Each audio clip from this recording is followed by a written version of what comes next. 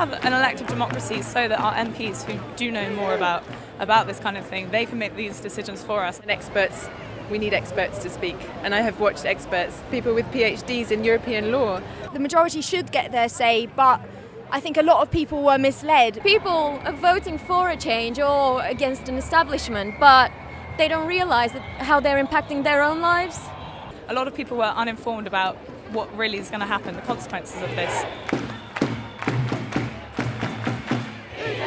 This march is about real democracy, democracy that takes into account views of people who are educated, who are capable of understanding the issues. So do you think last week's result should be overturned? I do, yes. I think it should be overturned. But don't you think that's anti-democratic? I agree. I don't know what we should do at the moment.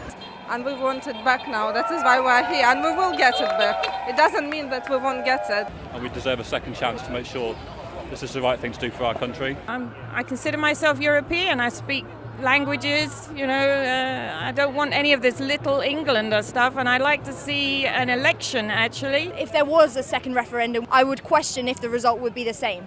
It was clear we should have had a figure in mind that you had to reach for a referendum with this impact to come good. We didn't have that. It should have been 3 or 4 questions to gauge the public mood. I think an in-out referendum, it was a stupid election promise to make. I feel like this really shouldn't have actually been a referendum in the first place. It's such a complicated issue that the general public, we can't really know the real consequences.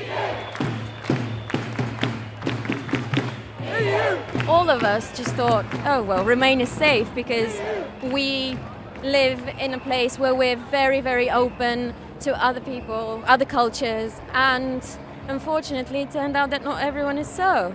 But a recent poll suggested that actually the main issue for a lot of people is the fact that most laws aren't written in Britain and immigration only came second. So what do you have to say about that?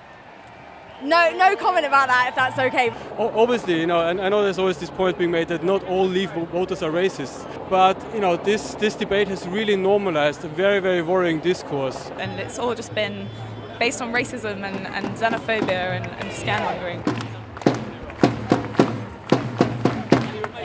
This means I won't have the right to live and work in other parts of the EU.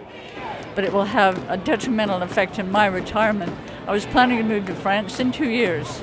Through the EU, I've had every opportunity. It's built my life, it's built my career around the EU. Without Europe, it's just the future's uncertain and it makes you scared, and I want to stay in Europe.